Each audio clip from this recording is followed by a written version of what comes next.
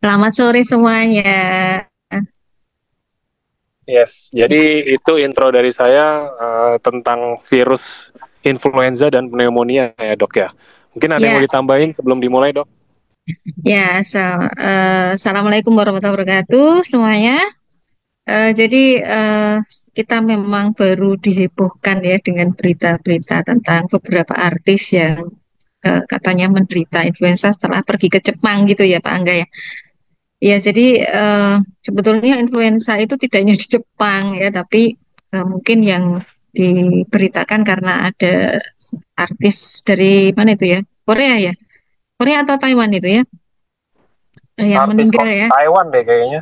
Oh ya, Kayaknya ya, Taiwan. saya juga nggak gitu ngikutin sih dok. Ya, Baby Taiwan. Su ya, dari apa drama yang dulu kita kenal mungkin zaman saya itu masih SMA itu ya. Apa Meteor Garden itu ya. Hmm. Nanti kita akan coba kupas semuanya ya dari beberapa sudut pandang tentunya karena memang sudut pandang seseorang itu menentukan ya bagaimana kita bertindak. Nah, maka nanti kita coba kita lihat bagaimana sudut pandang itu dan bagaimana kita mempertemukannya. Gitu ya. Oke, silakan dimulai dokter. Ya, terima kasih. Sebelumnya saya akan bagikan dulu materinya.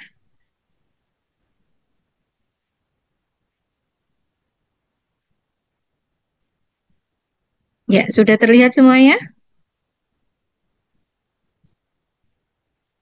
Sudah ya?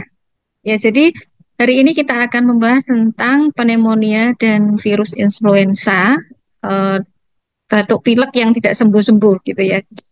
Mungkin kita gejala yang awal itu memang batuk pilek yang tidak sembuh-sembuh ya, tapi tidak semua dari gejala batuk pilek yang tidak sembuh-sembuh itu akan berujung pada pneumonia ya. Nah, mungkin sebetulnya kalau kita eh, meneliti gitu ya, menganalisa gitu ya, mungkin kasus ini itu sekarang banyak dijumpai terutama setelah COVID ya, setelah pandemi COVID kemarin ya, terutama orang-orang yang pernah ya menderita COVID, banyak yang mengeluh tentang mudah lelah, flu ya, lalu sakit gitu ya. Nah, sebetulnya mengapa ini terjadi? Salah satunya adalah karena adanya perubahan pada flora flora usus ya, flora usus yang itu menetap setelah terkena COVID. Ya, jadi eh, kita belajar dari kasus COVID-19 ya, bahwa pada saat COVID itu tidak semua orang itu sakit yang berat. Ya, sebagian besar bahkan menurut data statistik tuh kira-kira 90-an% gitu ya, itu menderita hanya gejala-gejala flu yang ringan. Dan sebetulnya banyak virus yang hampir sama seperti influenza, ya lalu ada virus yang lain misalnya eh, sin, apa namanya rhinovirus atau respiratory syncytial virus, adenovirus juga yang digunakan sebagai vektor vaksin kemarin ya, itu juga menimbulkan gejala yang hampir sama. Jadi semua sindromnya disebut flu-like syndrome. Ya, flu-like syndrome itu gejalanya ya batuk pilek gitu ya. Batuk pilek, demam gitu ya. Nah, akan tapi pada orang yang sistem imunnya kuat ya rata-rata bisa sembuh sendiri biasanya ya dengan istirahat, dengan makan yang sehat gitu ya, dengan tidur yang cukup dan tidak memburuk dan biasanya membutuhkan waktu kurang lebih 4 sampai 5 hari lah ya sampai terbentuknya antibodi.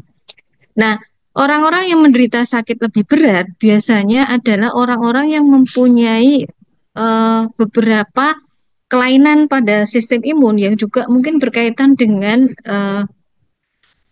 apa faktor-faktor lain ya, misalnya faktor genetik terutama di mana orang-orang ini tuh punya variasi genetik yang menyebabkan dia lebih rentan untuk terkena penyakit yang berat rata-rata.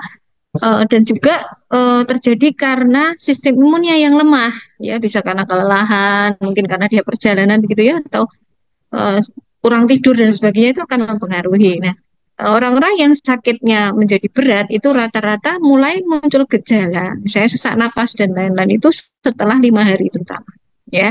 Nah, jadi kita perlu waspada pada hari kelima Kalau misalnya tidak membaik, tapi justru menjadi sesak, menjadi batuknya tambah apa tidak sembuh-sembuh gitu ya. Hari kelima itu kita harus hati-hati. Nah, orang yang sampai masuk rumah sakit, masuk ICU, menggunakan ventilator, itu adalah orang-orang yang memang mempunyai faktor-faktor risiko dan juga orang-orang dengan tadi yang saya sebutkan ya, namanya imunokompromis yang dia sistemnya memang lemah dan juga orang-orang yang ya apa hipersensitif namanya ya. Jadi seperti asma itu ya punya punya sensitivitas yang lebih atau sistem imunnya itu lebih sensitif begitu. Jadi bukan kuat tapi lebih sensitif gitu ya. Jadi istilah hipersensitivitas itu bukan berarti sistem imun itu kuat ya. Sistem imun itu yang kuat adalah yang seimbang. Sedangkan hipersensitif itu adalah orang yang sistem imunnya tidak seimbang ya. Nah, yang pernah viral ya ini namanya Mycoplasma pneumonia. Di Jepang pun pada tahun 2024 itu yang viral itu adalah Mycoplasma pneumonia, jadi bukan influenza. Nah, di sini gejalanya hampir sama ya. Jadi ada di sini mungkin hampir sama dengan yang lain. Pertama, nyeri tenggorok, rasanya lelah ya. Pokoknya lelah yang tidak bisa hilang dengan hanya tidur gitu ya. Nah, lalu ada demam, ada nyeri kepala kadang, lalu mulai muncul batuk, yang mungkin batuknya itu bisa mingguan, bulanan gitu ya. Dan pada anak kurang dari 5 tahun, ini seperti gejala flu ya, jadi dia akan bersin-bersin, hidungnya berair, nyeri nyeri di tenggorokan. Nah, makanya kadang biasanya nggak mau makan ya. Lalu matanya itu berair ya. Kadang-kala kalau dia punya asma akan terjadi apa mengi ya mengi. Jadi nafasnya itu ada suara ngik-ngiknya gitu ya. Kadang-kala juga disertai gangguan di sistem pencernaan ya. Dia bisa muntah, bisa diare, apalagi pada anak-anak yang tidak bisa membatukkan atau mengeluarkan ingus ya. Dan pada beberapa literatur mungkin kita akan mendapatkan banyak bacaan yang menyebutkan bahwa ini menular gitu ya. Padahal sebetulnya bukan hanya penularan ya, tadi ada beberapa faktor ya. Jadi ada banyak faktor yang nanti akan saya sebutkan. Nah, eh, penyebab pneumonia itu bermacam-macam ya, bisa karena virus, bisa karena bakteri ya, akan tetapi banyak penelitian yang membuktikan seperti Jepang kalau untuk orang dewasa itu yang paling banyak justru karena bakteri. Ya, jadi termasuk mikoplasma. Ya, mikoplasma pneumonia ini adalah bakteri ya, tapi bakteri itu ada yang dibagi menjadi dua lagi ya. Ada yang tipikal atau bakteri yang umum ada ditemukan gitu yang menyebabkan pneumonia. Ini ada Streptococcus pneumonia, Staphylococcus aureus, kemudian Klebsiella pneumonia dan Haemophilus influenza. Jadi influenza itu ada dua macam ya. Jadi influenza itu ada bakteri, ada virus. Ya, sedangkan yang bakteri disebut Haemophilus influenza. Nah, biasanya kalau yang Streptococcus dan Staphylococcus itu disebut sebagai bakteri bernanah. Jadi tipikal dari dahaknya itu biasanya dia berwarna kehijauan ya. Sedangkan kalau karena virus misalnya itu tipikal dahaknya atau ingusnya itu berwarna jernih ya, jernih, warna putih jernih gitu ya. Nah, lalu yang disebut pneumonia atipikal itu penyebabnya itu bukan bakteri seperti biasanya ya, tapi Chlamydophila psittacea, Mycoplasma pneumonia tadi dan juga Legionella pneumofilia ya. Nah, ini yang terjadi sebetulnya di Jepang. Ini sejak dulu sudah ada pneumonia itu, tapi trennya itu menurun justru ya. Jadi angka kematiannya menurun, angka kejadiannya yang menurun karena Jepang itu dikenal sebagai negara yang sangat disiplin dan juga sebetulnya dalam hal inovasi pengobatan Jepang itu mempunyai banyak apa namanya probiotik ya, probiotik, prebiotik dan juga herbal-herbal yang dikembangkan yang mengurangi angka kematian dari pneumonia itu sendiri. Jadi kalau kita mendengarkan berita itu jangan langsung percaya, cari di literatur yang memang benar-benar akurat datanya ya karena Kalau kita hanya mendengarkan, yang terjadi adalah takut, dan ketakutan dan kecemasan itu hanya akan menimbulkan apa? Ketidakwaspadaan ya. Dan di sini seharusnya sikap kita adalah waspada ya, yang penting itu. Jadi kalau ada berita jangan langsung percaya, kita lihat, kita buka ya, contohnya di sini pada www Statista ya, ini kita bisa melihat bahwa oh ternyata kejadiannya trennya menurun gitu ya. Jadi dan itu seasonal. Seasonal itu artinya musiman ya, akan berulang berulang berulang karena eh, common cold itu juga terjadi berulang ya, apalagi pada musim dingin, pada musim hujan gitu ya. Nah, ini dari literatur yang terkini tentang penyebab pneumonia di Jepang pada orang dewasa itu ternyata yang terbanyak bukan influenza, ya akan tetapi karena Staphylococcus pneumonia atau karena bakteri. Di sini ada Haemophilus influenza, itu adalah bakteri juga ya. Dan ini terjadi pada orang dewasa. Kalaupun sampai masuk rumah sakit itu rata-rata terjadi pada orang-orang dengan sistem imun yang memang lemah, ya, immunocompromised patient. Ya, jadi pada orang-orang yang mungkin mengkonsumsi kortikosteroid jangka panjang, pada orang-orang yang dilakukan kemoterapi karena misalnya dia menderita penyakit leukemia, penyakit kanker dan sebagainya, ya. Nah, lalu baru mikoplasma pneumonia di sini. Nah, influenza virus itu eh, jarang ya, sangat jarang. Nah, pada anak pneumonia itu menjadi penyebab 15% kematian pada anak berusia kurang 5 tahun. 5 tahun ya. Penyebab terseringnya adalah mikoplasma pneumonia ya. Nah, eh, kita lihat bersama bagaimana diagnosisnya ya. Jadi kalau diagnosis menggunakan protokol yang masih menggunakan paradigma apa game teori namanya. Jadi kita mendefinisikan penyakit, mencegah penyakit, mengobati penyakit itu ada beberapa teori yang melandasi ya.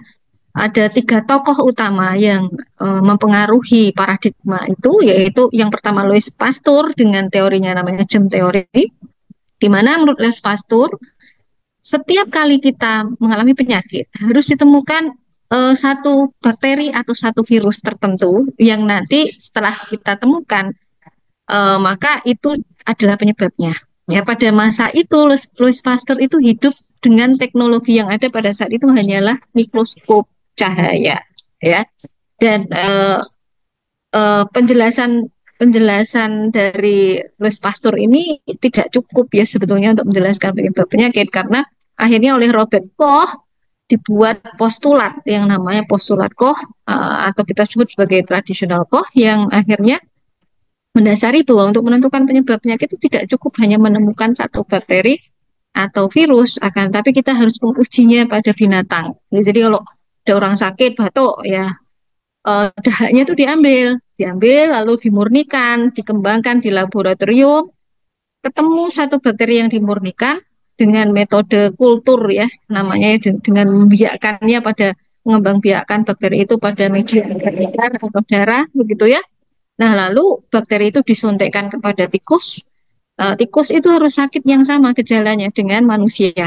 Nah, lalu setelah itu tikus yang sakit ini diambil lagi putumnya atau dahaknya, lalu dimurnikan lagi bakterinya atau virusnya dan disuntikkan lagi kepada tikus lain yang sehat harus menderita penyakit yang sama. Ya, jadi ada 4 postulat itu.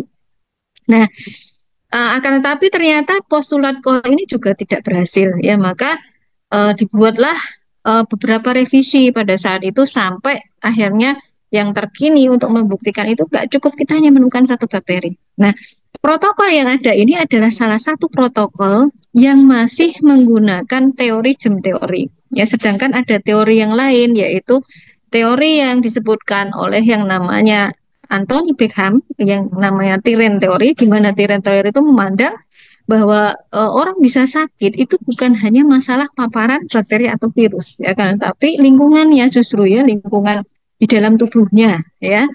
Nah, akan tetapi pendapat Tiren teori ini juga perlu kita cermati karena tidak bisa menjelaskan memang ada bakteri tertentu yang bisa menyebabkan penyakit gitu ya. Nah, maka akhirnya muncul teori baru yang namanya Germ and Tyrrell duality theory, ya, yang dikeluarkan oleh yang namanya Vones dan kawan-kawan itu pada tahun sekitar tahun 2018-an gitu ya. Dan akhirnya teori ini yang paling bisa menjelaskan, dan dengan teknologi yang terkini, dengan teknologi tanpa kultur namanya ya. Jadi kalau teknologi tanpa kultur itu kita tidak hanya mengisolasi satu virus atau bakteri, jadi semua dari dahak itu kita ambil materi genetiknya, karena virus itu sebenarnya materi genetik ya. Lalu kita lakukan pemeriksaan dengan yang namanya Sanger PCR. Sanger PCR itu lebih bagus daripada PCR yang kita gunakan pada saat COVID ya.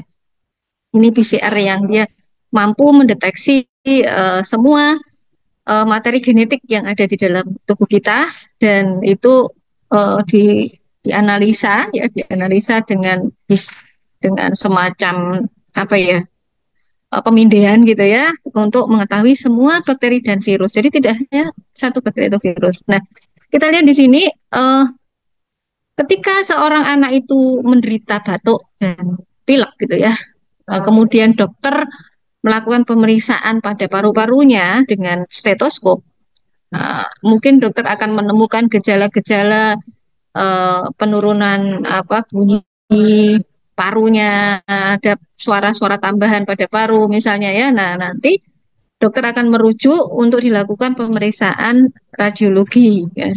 Radiologi seperti ini. Nah, kalau terbukti ada eh, infeksi pada paru, parunya jadi putih-putih begini ya, maka dia akan diperiksa ya cairannya ya, baik itu dari batuknya tadi, dahaknya, lalu dari cairan dari paru-parunya kalau ada cairan dalam paru gitu ya.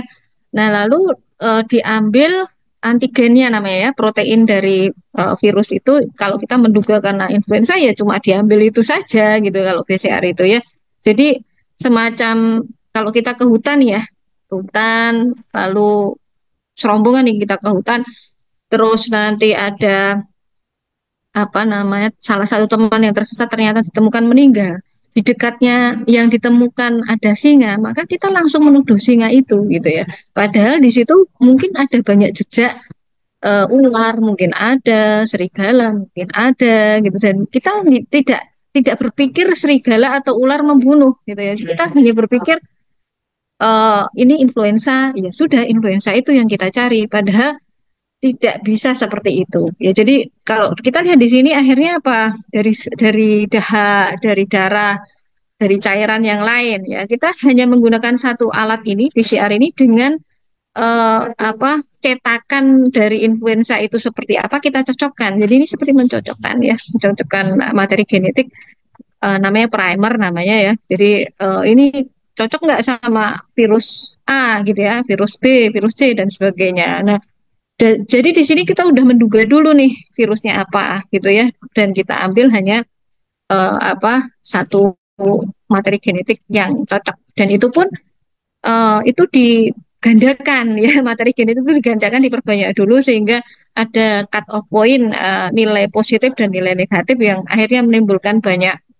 Nah, dulu pada saat COVID itu juga hasil yang tidak sama. Kadangkala tahu-tahu positif, beda beda laboratorium negatif pada waktu yang sama gitu ya. Karena memang PCR ini tidak bisa ya kita gunakan untuk diagnostik ya. Maka kalau ada orang yang menyebutkan baby Su meninggal karena influenza A, influenza B atau dan sebagainya, ya hasilnya itu eh, diagnosis itu menggunakan apa dulu? Kalau menggunakan hanya PCR, PCR itu tidak bisa ya untuk digunakan untuk diagnosis apakah ini benar-benar penyebabnya ya. Nah, kemudian hasil dari penelitian terbaru menyebutkan bahwa saluran napas dan paru-paru itu tidak steril ya. Jadi germ teori itu selalu memandang bahwa tubuh manusia itu steril, sehingga setiap kali kita menemukan ada virus atau ada bakteri pada tubuh orang yang sakit, Germ teori akan selalu menganggap bahwa inilah penyebab penyakit. Ya, padahal tidak selalu seperti itu. Ya, karena ternyata eh, saluran napas kita, baik saluran napas atas ya, dari mulut, dari hidung, ya itu masuk ke dalam saluran napas trakea namanya ya di sini nasofaring yang menghubungkan hidung dengan trakea kita itu adalah nasofaring ya. Di sini biasanya kalau kita melakukan swab PCR itu di sini ya masuknya. Nah, kalau dahak itu kan ke sini ya, yang diambil dahaknya tadi ya. Sputum itu dahak. Nah, semua yang ada di paru-paru itu berhubungan dengan eh, ekosistem yang ada di hidung dan di mulut kita. Ya, maka kalau kita batuk pilek itu penting menjaga keseimbangan ekosistem di sini. Kenapa? Yang namanya mencuci hidung itu penting ya. Bersin itu bagus ya, karena bersin itu adalah refleks untuk mengurangi bakteri-bakteri dan virus yang akan masuk paru-paru ya. Maka ajari anak untuk melakukan bersin yang baik, untuk melakukan mengeluarkan dahak dan mengeluarkan ingusnya. Dan kalau perlu kita melakukan irigasi pada hidung, karena itu akan mengurangi bakteri dan virus yang akan masuk ke paru-paru. Nah, di paru-paru ini juga ada ekosistem, dan di sini paru-paru kita itu banyak mengandung sistem pertahanan. Jadi walaupun paru-paru itu terhubung dengan udara luar, paru-paru itu mempunyai sistem pertahanan. Demikian juga di hidung kita, bulu rambut di hidung kita, refleks kita ya ketika gatal hidungnya kita bersin gitu. Itu sebenarnya adalah mekanisme untuk melindungi infeksi ya, dari infeksi. Ya demikian juga muntah-muntah itu juga mekanisme ya untuk melindungi dari infeksi. Nah, anak-anak kurang dari 5 tahun, kenapa dia lebih rentan? Karena salah satunya dia nggak bisa mengeluarkan ingus ya, membatukkan itu tidak bisa karena membatukkan itu membutuhkan kerja dari otot-otot napas. Maka sebaiknya pada saat kita batuk itu gimana caranya supaya lendir itu mudah dikeluarkan ya, dengan cara minum air putih yang lebih banyak, lalu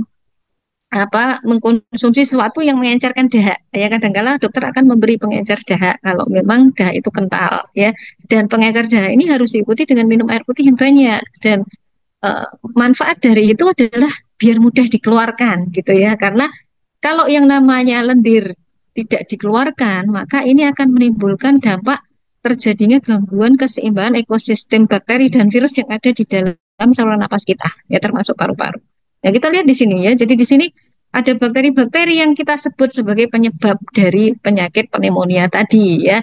Ada Staphylococcus, ada bahkan Corynebacterium, di mana kita tahu Corynebacterium itu yang selalu dicurigai sebagai penyebab penyakit difteri ya. Nah, kita lihat di sini ya. Jadi sampai ke daerah nasofaring ini masih banyak kita jumpai ada Corynebacterium, lalu Streptococcus di orofaring ya, lalu di paru-paru ya. Streptococcus ini banyak. Padahal tadi dikatakan bahwa penyebab pneumonia terbanyak adalah Streptococcus pneumonia ya, karena memang yang digunakan untuk mengetahui adanya infeksi itu hanya menggunakan kultur yang mungkin media kultur itu tidak bisa membuat bakteri-bakteri yang lain itu tumbuh ya, karena bakteri-bakteri itu ada macam-macam ya, ada yang bersifat aerob, ada yang aerob, artinya medianya beda ya, medianya beda dan akan sulit menumbuhkan bakteri anaerob, karena kan laborat itu kalau kita terpapar dengan oksigen, otomatis yang tumbuh adalah bakteri yang aerob, bukan bakteri anaerob. Ya, sehingga kalau kita mau menangkap bakteri yang anaerob tentunya sulit. Ya, makanya dengan keterbatasan metode kultur itu, kita tidak bisa sebenarnya menetapkan penyebab. Ya. Nah, kalau kita me, mendefinisikan virus ya, virus itu dari beberapa eh, apa kamus ya, itu ada yang menyebutkan infectious agent ya, rata-rata infectious agent, padahal virus itu tidak selalu infeksius ya. Jadi kalau kita lihat media mainstream, kebanyakan mereka menggunakan gem teori ya untuk menganalisa penyebab, di mana virus didefinisikan sebagai infectious agent, padahal tidak semua virus itu infeksius.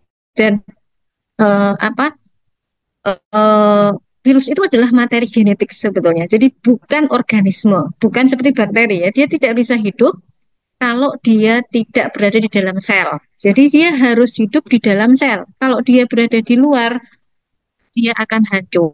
mudah hancur. Makanya sebetulnya lebih bahaya mana antara bakteri dengan virus ya? Lebih bahaya bakteri ya. Nah, jadi ini metode yang terkini yang digunakan untuk deteksi virus. Jadi tidak cukup hanya dengan mendeteksi menggunakan PCR, tapi membutuhkan teknologi yang namanya Metagenomic Next Generation Sequencing atau NGS. Nah, di mana virus itu akan dipurifikasi ya.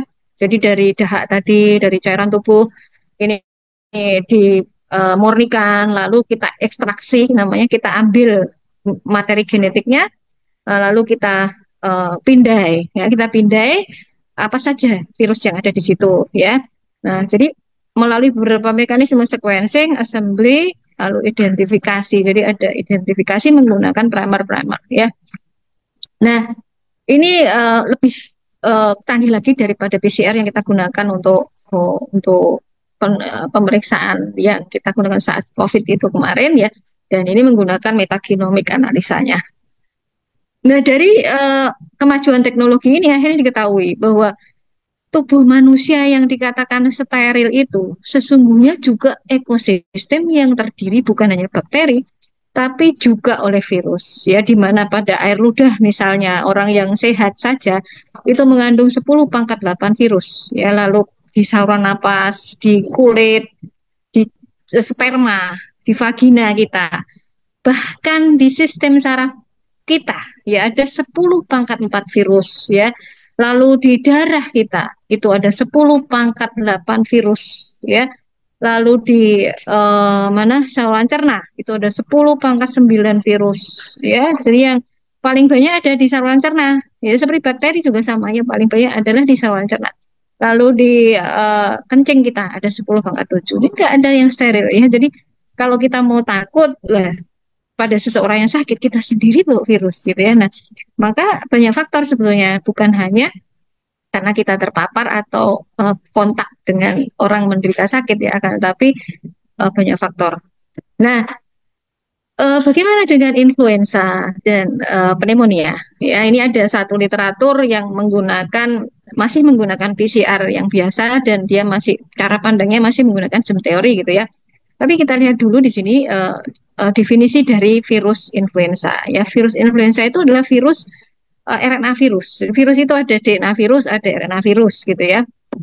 Gimana itu ditentukan dari materi genetiknya. Apakah dia rantainya itu ganda atau rantainya tunggal. Kalau rantainya ganda namanya DNA virus, kalau rantainya itu tunggal namanya RNA virus. Nah, di sini ada macam-macam influenza itu ya. Virus influenza itu tergolong dalam keluarga Orthomyxoviridae ya. Ada beberapa tipe A, B, C gitu ya. Tergantung dari penandanya. Nah, tergantung dari kapsulnya ya. Misalnya di sini ada nukleoprotein dan matrik proteinnya. Nah, influenza A sendiri itu digolongkan lagi ya menjadi H1N1, H2N2, H3N2, tergantung dari yang namanya hemagglutenin dan neuraminidase. Ya, ini protein dan enzim ya. Nah, ternyata dari penelitian yang disitasi dan dianalisa oleh Rodrigo Cavallasi dan Julio A. Ramirez ya ini ya. Ini infeksi karena virus itu 36,1% yang sampai menimbulkan pneumonia itu adalah pada orang dengan imunokompromis atau dengan sistem imun yang lemah ya, terutama orang-orang yang dia mendapatkan terapi misalnya kanker, terapi kortikosteroid jangka panjang karena dia harus melakukan transplantasi sumsum tulang gitu ya. Dan 11,2% itu dari orang-orang dengan sistem imun yang non imunokompromis, yang mungkin di sini juga ada hypersensitivity sebetulnya. Nah, yang belum diteliti itu. Jadi masih ada salah satu telah ya yang walaupun dia imunokompeten, tapi apakah dia hypersensitivitas apa tidak itu tidak diteliti gitu ya. Nah, kemudian virus yang dideteksi itu 6,1% penyebabnya adalah respiratory syncytial virus ya. Lalu 6,1% itu para influenza virus dan 3,8% influenza virus. Jadi proporsi dari influenza virus itu rendah dibandingkan yang lainnya ya. Dan di sini ada sitomegalovirus, ada human coronavirus ya, kita punya human coronavirus juga ya. Lalu bocavirus dan human metapneumovirus dan adenovirus ya. Nah, ini perbedaan antara virus ya. Jadi influenza itu sama-sama RNA virus. Memang sebagian besar pneumonia yang disebabkan virus itu rata-rata karena RNA virus ya, menurut jam teori ya. Nah, lalu ada RSV virus ya. Ini dibedakan dari penanda antigennya ya, nanti bisa dibaca sendiri. Ada rhinovirus, adenovirus, parainfluenza, coronavirus, human metapneumovirus, ya, human bocavirus. Ya, ini masing-masing penanda ini nanti juga menentukan pengobatan yang spesifik ya, karena pengobatan-pengobatan yang digunakan rata-rata adalah menggunakan antibodi monoklonal ya terhadap terhadap antigenik strukturnya. Kalau influenza ya anti neuraminidase ya. Kalau yang lainnya saya kurang tahu apakah sudah ada antibodi monoklonalnya, tapi yang sudah ada contohnya di sini adalah influenza dan untuk COVID ya. Nah, ini data dari penelitian tadi ya, diambil dari systematic review dan meta-analisis yang dilakukan oleh Brooke M. dan kawan-kawan. Ini agak berbeda ya, di sini yang tertinggi proporsinya adalah influenza. Ya, jadi ada ketidakkonsistenan data dari para peneliti ini ya, dan uh, cara pandang mereka itu masih menggunakan teori jam teori sehingga yang digunakan masih PCR ya. Nah, maka akhirnya muncul banyak skenario, banyak hipotesa ya. Jadi virus ini itu sebetulnya apa sih gitu ya? Apa benar virus itu penyebabnya? Sehingga ada istilah virus itu bystander sifatnya. Dia bisa, sebetulnya dia ada manfaatnya bagi manusia, dia tidak menimbulkan penyakit, tapi bisa juga dia menimbulkan penyakit. Ya, karena ada pada orang yang kita bisa menjumpai virus itu pada orang yang sehat, atau istilah orang-orang yang menganut teori jam teori adalah asimptomatik atau carrier gitu ya. Kita dianggap kalau kita ketemu virus tapi kita sehat tidak bergejala itu dianggap sebagai pembawa virus ya, padahal sebetulnya itu bagian dari ekosistemnya dia gitu ya, dan karena sistemnya dia seimbang maka dia nggak sakit gitu kan. Nah, lalu ada hipotesa yang lain yang menyebutkan bahwa virus itu punya efek patogen ya dan menyebabkan pneumonia gitu ya, dengan melalui mekanisme yang menurut mereka karena adanya disregulasi. Penyebabnya pneumonia itu adalah karena virus memicu badai sitokin gitu ya kan, kita kenal tuh istilah badai sitokin gitu ya. Nah, lalu eh, yang lainnya juga masih sama ya, jadi dia menyebutkan virus itu patogen ya, selalu patogen, jadi virus itu dianggap sebagai musuh kita ya, musuh kita terus gitu ya, tidak ada manfaatnya gitu ya. Nah, tapi penyebab pneumonia itu bukan karena efek virus secara langsung ya kan, tapi karena adanya infeksi bakteri sekunder ya. Karena ternyata banyak penelitian yang membuktikan bahwa orang-orang yang meninggal karena influenza misalnya, ternyata justru ditemukan bakteri-bakteri di dalam paru-parunya ya, sehingga sebetulnya bukan efek langsung dari virus tapi karena infeksi sekunder. Nah, lalu ada juga pendapat yang lain juga ya, hampir sama di sini bahwa virus itu menimbulkan infeksi baru yang akhirnya menimbulkan bakteri yang lain ya. Jadi ada pertumbuhan dari bakteri sekunder. Nah, ini juga hampir sama sebetulnya ya. Nah, akan tetapi ya, yang belum dipertimbangkan oleh teori ini adalah adanya hypersensitivity pneumonitis. Ya, jadi sebetulnya bukan imunokompromis atau imunokompeten tadi yang didefinisikan tadi. Mereka hanya melihat imunokompromis dan imunokompeten.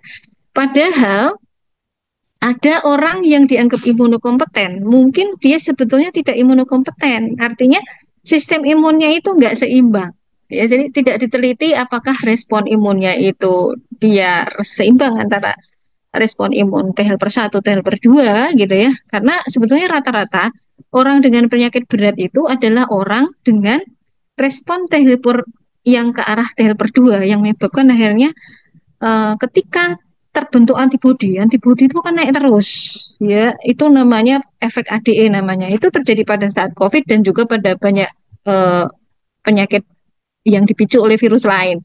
Ini adalah salah satu publikasi yang menyebutkan tentang itu oleh Azedin Dahoma dan kawan-kawan ya yang membuktikan ini di Kanada ya bahwa ada yang namanya hypersensitive pneumonitis yang juga gejalanya seperti flu ya. Di mana ini terjadi pada infeksi berikutnya. Jadi bukan infeksi yang pertama biasanya. Jadi dia mungkin pernah batuk pilek terus berulang. Nah, biasanya beratnya itu adalah setelah infeksi yang pertama. Ya, jadi setelah infeksi yang pertama selesai, yang kedua akan memicu yang namanya hipersensitif pneumonitis, baik akut, subakut maupun kronik, tergantung lamanya, gitu ya. Biasanya dia batuknya nggak sembuh-sembuh dan biasanya muncul setelah hari kelima, ya, di mana di sini bisa dipicu oleh apapun, bahkan antigen dari virus itu, ya, misalnya debu. Debu itu kadang mengandung antigen ya, baik itu tungau atau antigen virus. Ya kalau dia hipersensitivitas terhadap antigen virus tertentu dia bisa. Termasuk vaksin juga begitu. Ya jadi tidak selalu berbentuk virusnya sendiri, tapi antigennya saja cukup. Ya. Nah, di sini eh, kita lihat bahwa virus-virus yang tadi saya sebutkan itu bisa semua. Ya, jadi ada influenza tipe A, ya lalu adenovirus. Ya, jadi tidak hanya virus-virus yang dianggap sebagai pandemi ya, dan bahkan virus-virus yang kita anggap sebagai virus yang memang dia tinggal di dalam tubuh kita itu bisa. Nah, lalu banyak penelitian lain yang mendukung ya bahwa sebetulnya eh, mekanisme terjadinya hipersensitivity pneumonitis atau pneumonia yang pokoknya menimbulkan gejala yang berat itu terjadi setelah ada gut dysbiosis ya karena ya gut dysbiosis ini penyebabnya banyak ya pernah kita sampaikan juga di sini bahwa penggunaan antibiotik ya kemudian terapi beberapa terapi dan juga beberapa kandungan di dalam apa beberapa vaksin itu bisa memicu gut dysbiosis. Nah eh, pada penelitian ini pada orang yang sakit influenza karena ada gut dysbiosis ini terjadilah superinfeksi. Jadi ada infeksi bakteri lain ya, yang terutama karena pneumokokus ya. Jadi bakteri-bakteri yang berbentuk kokus ya. Jadi kalau seperti ini semua bakteri yang berbentuk kokus ini bisa jadi dia Streptococcus pneumonia ya atau yang lain ya. Nah, di mana adanya peningkatan eh, pneumokokus ini terjadi karena perubahan pada usus ya karena menurunnya produksi yang namanya SCFA ya short chain fatty acid yang berkaitan dengan gut mikrobiota yang berubah dan pada penelitian dan otopsi pada penderita COVID ya itu juga terbukti. Jadi hampir sama sebenarnya ya, semua virus itu mesti ada gut dysbiosisnya dan rata-rata adalah kekurangan Bifidobacterium longum dan juga Lactobacillus ya maka itulah kenapa banyak probiotik itu didesain dengan bakteri-bakteri itu ya dengan Lactobacillus dengan Bifidobacterium ya nah jadi apa yang terjadi paru-paru itu berhubungan dengan usus ya maka kenapa pentingnya kita kalau kita sakit itu adalah menjaga makanan kita ya kalau kita sakit flu apalagi kalau kita punya riwayat keluarga yang punya asma atau alergi, kita harus mulai waspada ya karena orang-orang yang hipersensitivitas itu bisa juga karena ada variasi genetik yang diturunkan dari orang tuanya ya pada sistem pengenalannya atau pada sinyal-sinyal ya sitokin yang menyebabkan kalau terjadi peradangan akan terjadi peradangan yang berat dan sulit untuk dikendalikan ya. Ya, ini juga dari penelitian Rodriguez ya, yang dimana uh, ini di Amerika, ya, ini data Amerika, di mana orang-orang yang menderita influenza itu 29% di Amerika dia mengalami pneumonia, di mana 27%-nya itu membutuhkan perawatan di ICU, ya, lalu 18% itu menggunakan ventilasi mekanik, dan angka kematiannya adalah 9%. Tapi kita lihat nanti bagaimana Amerika, ya, penata laksanaan Amerika, cara pandangnya, ya, karena pada literatur ini tahunnya ini tahun 2008, ya, jadi literatur lama, ya, literatur lama, dan dia menggunakan tata laksana yang masih menggunakan cara pandang jum teori. Ya, jadi dia tidak menggunakan probiotik, ya.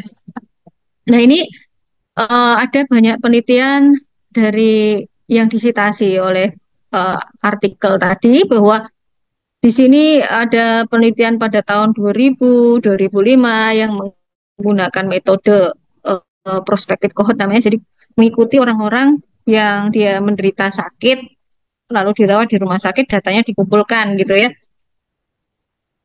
Eh, di sini gejala yang muncul yang masuk ke dalam penelitian ini adalah flu-like illness, ya. Jadi ya penyakit yang tadi saya sampaikan, ya, ada batuk pilek, ada gejala-gejala yang tadi saya sampaikan. Lalu mereka menggunakan metode hanya PCR dan kultur, ya, dari nasofaring swab. Di sini apa hasil penegakan diagnosisnya itu berdasarkan batuk dan demam lebih dari 38 derajat Celcius, ya. Ini juga hampir sama. Ini ada yang durasinya hanya 2 hari, ada yang durasinya 3 minggu muncul, ya. Jadi masuk rumah sakitnya itu pada saat 2 hari dan 3 minggu, ya. Nah, ini hampir sama juga semuanya. Nah, ini kalau kita lihat di sini pasien-pasien yang dia diperkirakan mendapatkan penularannya itu dari masyarakat, bukan di rumah sakit, bukan di lingkungan rumah sakit, gitu, ya. Itu diagnosis yang mereka gunakan masih menggunakan PCR yang hampir sama dengan COVID yang kemarin, ya. Jadi dia hanya positif negatif. Lalu kalau dia positif, lalu diberi eh, apa influenza, antivirus, dan juga antibakteri, ya. Jadi protokol mereka itu ini sudah baku, selalu dikasih antivirus dan antibakteri, gitu, ya. Nah, kalau negatif maka dia diperlakukan sebagai infeksi bakteri, sehingga akhirnya penelitian pada tata laksana menurut ini adalah dikasih antibakteri lagi, gitu, ya. Nah, sedangkan pada kondisi ketika tidak bisa dilakukan PCR, kita lihat di sini kalau dia diduga ada penyakit influenza, maka dikasih terapi empiris namanya. Terapi empiris itu kayak di bom aja, gitu, ya, dikasih antibiotik yang biasa dipakai, lalu antivirus yang biasa dipakai, gitu, ya. Dan ini hampir sama, ya. Jadi cuma di sini karena tidak adanya PCR, akhirnya ya sudah kayak di bom aja, gitu. Nah, kalau antivirusnya kita lihat di sini pada orang yang imunosupres pasien atau orang yang dengan sistem imun lemah, ini biasanya dikasihlah obat-obatan ini. Ya, ini semua antivirus, ya. Lalu pada pasien-pasien yang apa dia imunokompeten juga demikian. Ya, maka kita lihat bahwa kalau angka kematiannya tinggi yang menggunakan itu karena dia nggak melihat eh, apa pentingnya probiotik, ya, tidak diberikan probiotik, lalu apa gadis biosisnya itu tidak diperhitungkan, gitu, ya. Maka ya kalau angka kematiannya segitu dan angka pneumonia segitu itu wajar, ya, karena gadis biosisnya itu terjadi justru karena terapi, ya, karena terapi yang diberikan yaitu antibiotik dan antivirus. Nah, hipersensitif pneumonitis apa itu, ya? Ini saya ambil dari literatur yang menjelaskan tentang COVID-19, ya, bahwa di sini ada peneliti dari Korea yang pertama kali memberikan masukan tentang bagaimana mekanisme terjadinya COVID yang berat, ya. Itu beliau ini namanya Yang Gosong, ya. Semoga tidak gosong, ya. Ada Yoksik Sin, ya. Ini luar biasa. Ini peneliti dari Gangnam University College of Medicine yang pertama kali memberikan masukan tentang mekanisme hipersensitivitas yang juga sebetulnya terjadi pada influenza maupun beberapa epidemi yang dulu disampaikan oleh WHO, ya. di mana hipersensitif pneumonitis ini ada beberapa macam ya, di mana di Korea ini ya dilaporkan dia derajatnya itu ringan, kemudian jarang terjadi pada anak-anak ya. Eh, Kemudian kalau pneumonia itu ada yang self limited juga bisa sembuh sendiri dalam jangka waktu minggu ya pada orang-orang dengan sistem imun yang baik ya asal tadi dia melakukan fisioterapi, kemudian tirah baring dan sebagainya. Jadi pneumonia itu tidak selalu berat ya. Pneumonia bisa juga ringan dan apa namanya dengan pengobatan yang baik atau dengan pola hidup yang baik, dengan pola makan yang baik, dengan istirahat itu bisa bersifat self limited, artinya bisa sembuh sendiri. Nah, ada beberapa yang membutuhkan terapi steroid ya karena tadi berkaitan dengan hipersensitivitas ya berkaitan dengan sistem imun ya dia apa cenderung ya eh, lebih antibodi itu lebih tinggi lalu eh, antibodi itu tidak segera turun karena dalam dalam membunuh bakteri atau virus, antibodi itu tidak boleh terlalu tinggi. Antibodi itu ada saat di mana dia harus turun. Ya kan kalau antibodi itu tinggi terus itu malah nggak baik. Ya, antibodi itu bisa merusak tubuh kita. Maka kalau sudah hari ketujuh antibodi muncul, harusnya dalam jangka waktu 1 minggu 2 minggu gitu ya itu turun ya antibodi itu. Nah, pada orang-orang yang hipersensitivitas, antibodi ini tinggi terus. Ya, dan ini akan menimbulkan gejala-gejala justru seperti ke arah autoimun. Ya, maka pada COVID itu seperti 1.000 wajah. Ya, ada orang yang dengan gejala seperti lupus, ada yang dengan gejala gatal-gatal di kulit, ada dengan gejala misalnya peradangan di retina dan sebagainya. Karena memang kalau itu hipersensitivitas, terutama kalau itu hipersensitivitas tipe 3 dan 4, ya hipersensitivitas itu ada banyak tipe, tipe 1 sampai tipe 4. Yang berat itu tipe 2, 3, dan 4, gitu ya. Nah, ini yang akhirnya muncul seperti 1.000 wajah itu, gitu ya. Nah, di sini berdasarkan waktu dibagi menjadi akut, subakut, dan kronik. Ya, dan mengapa hipersensitivitas itu bisa terjadi? Salah satu faktornya adalah faktor genetik. Dan faktor genetik ini tiap orang bisa berbeda-beda. Jadi ada orang yang memang diciptakan oleh Allah ya, dia lebih rentan untuk terkena hipersensitivitas. Dan ini berkaitan dengan misalnya sinyal ya, sinyal-sinyal sitokinnya. Dia ada sinyal yang berbeda dari orang yang normal ya. Karena misalnya dia nggak bisa memproduksi interferon, nggak bisa memproduksi imunoglobulin A ya, atau dia tidak bisa memproduksi interleukin 10 atau mungkin enzim-enzim tertentu yang dibutuhkan dalam vitamin D atau reseptornya gitu ya dan juga pada pengenalan ya, yang berkaitan dengan yang namanya polimorfisme HLA. Dan ini juga sudah diteliti pada beberapa kasus COVID ya di beberapa negara ya, jadi tidak hanya di Korea.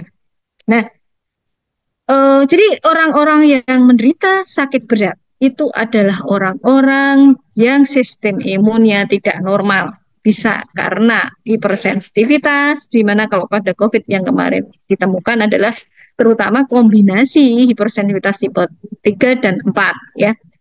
Nah, ini pun bisa terjadi pada virus yang lain, tidak hanya SARS-CoV ya, tapi juga virus influenza, virus adenovirus, respiratory syncytial virus gitu ya. Dan ini berkaitan dengan faktor genetik.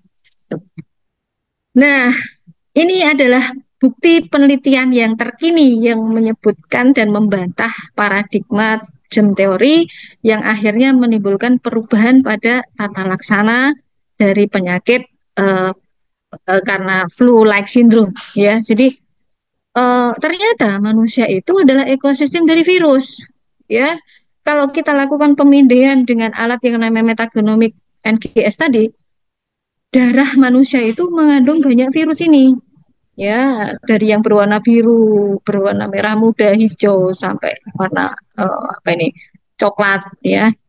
Baik di darah, di saluran cerna ya, lalu bahkan di sistem saraf kita, di kulit tadi ya, di saluran napas, di saluran kelamin ya, dan juga saluran kencing itu mengandung banyak virus. Tubuh manusia itu nggak steril dan virus ini ternyata punya peranan dalam regulasi sistem imun tubuh dan salah satunya dianggap bermanfaat, tidak hanya sebagai sesuatu yang bersifat menimbulkan infeksi. Jadi definisi dari Britannica tadi ya, dari kamus Britannica tadi itu tidak tepat.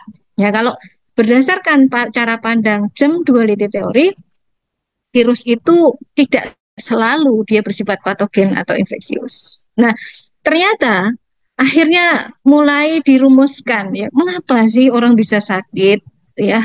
Dan kita menduga itu karena virus gitu ya. Ternyata di sini ada semacam keseimbangan yang dijaga oleh tubuh ya. Ekosistem kita itu harus seimbang, baik itu virusnya, bakterinya gitu. Bahkan virus itu salah satu tugasnya adalah menyeimbangkan jumlah bakteri dalam tubuh kita. Ya sama halnya kalau dalam ekosistem kita ada singa, ada ular, ada elang, ya, ada kodok, ada tikus, ya. Kita benci tikus. Tapi kalau tikus kita bunuh semua, kita musnahkan, yang terjadi apa? Ular nggak dapat makanan karena makanan ular itu tikus salah satunya. Ya, ekosistem bagaimana akhirnya? Kalau ular akhirnya menyerang manusia, bagaimana? Ya kan, jadi bisa terjadi wabah ular. Ya. Lalu singa kita kita anggap singa itu berbahaya bagi manusia karena mungkin ada singa yang memakan manusia gitu ya. Terus kita musnahkan semua manusia. Apa yang terjadi? Ya mungkin pertanian kita hancur karena dimakan oleh siapa? Rusa. Karena rusa itu kan makanannya singa. Singa nggak ada lagi. Yang terjadi akhirnya manusia nggak punya makanan karena dimakan oleh rusa, diserang oleh rusa misalnya. Jadi dalam tubuh kita itu seperti itu keseimbangannya harus dijaga. Virus itu tetap ada, tapi tubuh kita punya mekanisme membersihkan virus, menyeimbangkan virus. Kita bersin, kita harus melakukan sesuatu untuk membersihkan tubuh kita. Kita harus mandi, kita harus membersihkan hidung, menyikat gigi. Itu adalah salah satu menyeimbangkan caranya. Maka kalau kita sakit, jangan malas untuk sikat gigi, jangan malas untuk sikat lidah, ya karena sikat lidah itu juga mengurangi bakteri yang jahat atau virus yang jahat. Termasuk mencuci hidung ya, mencuci hidung dengan air garam itu penting. Anak-anak terutama karena dia nggak bisa sisi, nggak bisa mengeluarkan ingus, nggak bisa batuk. Jadi kita harus melakukan sesuatu supaya dia bisa batuk, supaya dia bisa mengeluarkan ingusnya. Kalau perlu, kalau orang zaman dulu apa disedot hidungnya, ya pakai pakai mulut ibunya gitu ya. Tapi ada alatnya sekarang. Jadi kalau kita ingin menyedot ingus anak misalnya ya, anak kita masih bayi, ada pilek, ya udah beli aja alat itu. Ya, tapi jangan alat yang invasif yang panjang terlalu dalam ya. Jadi beli itu ada kok. Saya juga menggunakan untuk anak-anak saya kalau pilek ya. Jadi ada kayak pipet gitu ya. Dia dari silikon sehingga tidak melukai gitu ya. Itu bentuknya seperti sedotan saja gitu ya. Sehingga nggak perlu pakai mulut kita karena kalau pakai mulut kita lah mulut kita juga bakteri sama virusnya banyak nanti malah jadi tambah ya. Jadi apa namanya ada mekanisme untuk membersihkan virus ya termasuk adanya lendir ingus itu berguna ya. Jadi lendir dan ingus itu jangan terus dihentikan dengan antihistamin. Kadang-kadang kita kalau flu dikit-dikit udah obat aja. Padahal dalam obat yang kita beli itu ada yang menyebabkan akhirnya malah kering ya lendirnya nggak keluar kalau apalagi kalau kita malas minum ya maka kalau kita sedang sakit flu banyak minum ya terutama minum yang hangat ya jangan minum yang dingin ya yang hangat-hangat supaya lendir kita itu keluar karena lendir itu sebenarnya dibutuhkan jadi kalau ada lendir kita berair terus itu sebenarnya mengeluarkan racun mengeluarkan tadi bakteri dan virus yang berlebihan dalam tubuh kita. Keluarkan aja gitu ya. Jadi eh, nggak usah takut-takut, jangan mengkonsumsi antihistamin dan sebagainya ya. Karena histamin itu perlu dibutuhkan oleh tubuh kita untuk menyalakan alarm tubuh kita. Demam itu perlu juga ya. Kita bersyukur ada demam mana sebenarnya demam kalau suhunya itu tidak lebih dari 39 itu bermanfaat bagi tubuh ya. Demam itu adalah upaya seperti alarm tadi, membunyikan alarm. Oh ini loh, ada kebakaran dalam tubuh kita.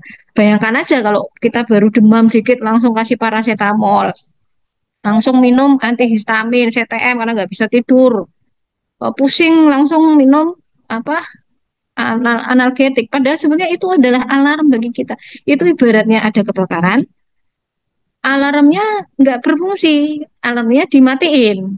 Akhirnya apa? Ya udah kebakaran deh karena kita nggak tahu ada kebakaran, nggak ada nanti tim pemadam kebakaran datang karena alarm kita matikan.